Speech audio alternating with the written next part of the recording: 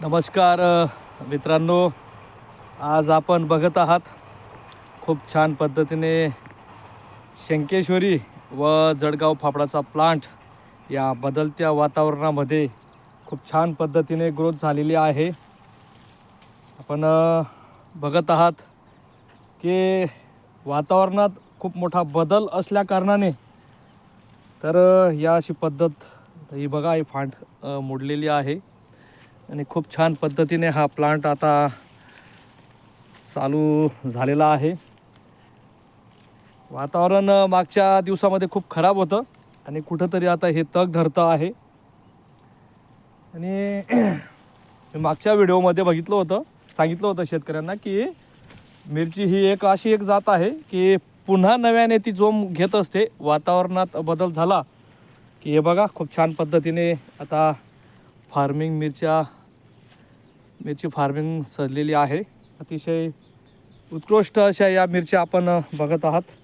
खूप छान पद्धतीने ग्रोथ झालेला आहे।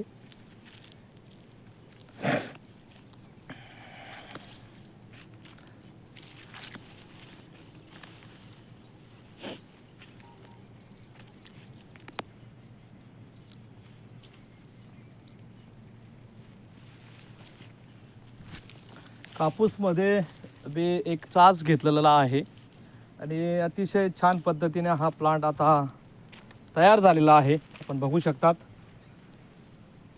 खूप छान असा हा प्लांट आता बहारामध्ये आलेला आहे।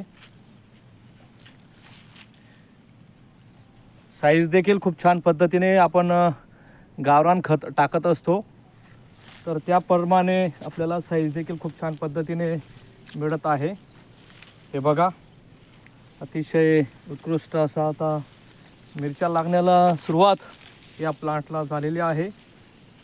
खरं तर मागच्या दिवसामध्ये धुकेचं खूप नुकसान झालं होतं, परंतु आम्ही धीर सोडला नाही आणि तिला पाणी वगैरे आम्ही बंद केलं नाही। हे बघा, अतिशय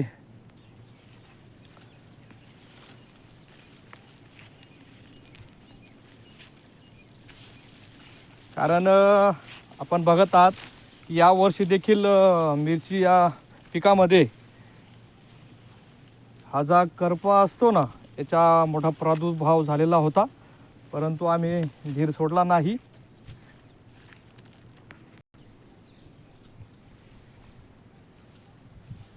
अतिशय उत्कृष्टपणे आता मिरची हा प्लांट सजलेला आहे।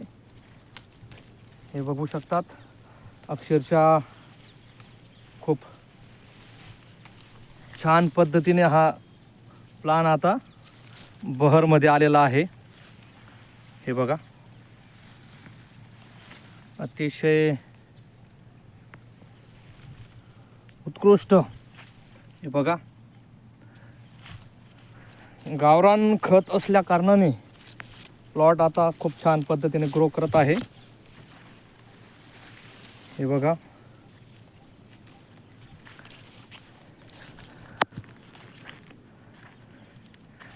अतिशय छान पद्धतीने हा प्लांट आता ग्रो करत आहे। मागे काही शेतकरी बांधवांचे फोन आले होते की दादा, मिरचीवर चुरडा आजार येत आहे। खरं तर इथं देखील त्या चुरडाने दहशत माजवलेली होती परंतु कुठंतरी बदलतं हवामान आणि खूप छान पद्धतीने हे बघा, अतिशय खूप छान पद्धतीने प्लांट ग्रो व्हायला सुरुवात झालेली आहे। हे बघा, अतिशय छान पद्धतीचा हा प्लांट आता मी मागे देखील एक व्हिडिओ केलेला होता की शेती आईचं गणित कधीच कोणाला समजत नाही, किंवा कधी काय देऊन जाईल। हे बघा, अतिशय खूप छान पद्धतीने आता मिरचींची ग्रोथ होत आहे। कारण शेती एक असा विषय आहे, कधीच कोणाला न समजणारा विषय म्हणजे शेती। आणि आज त्याला कुठंतरी मला फलित आलेलं असं वाटतंय की या खराब वातावरणामध्ये देखील तिची आता ग्रोथ झालेली आहे। हे बघा, खूप छान पद्धतीने गावरान खत टाकल्यामुळे ग्रोथ झालेली आहे। धन्यवाद मित्रांनो।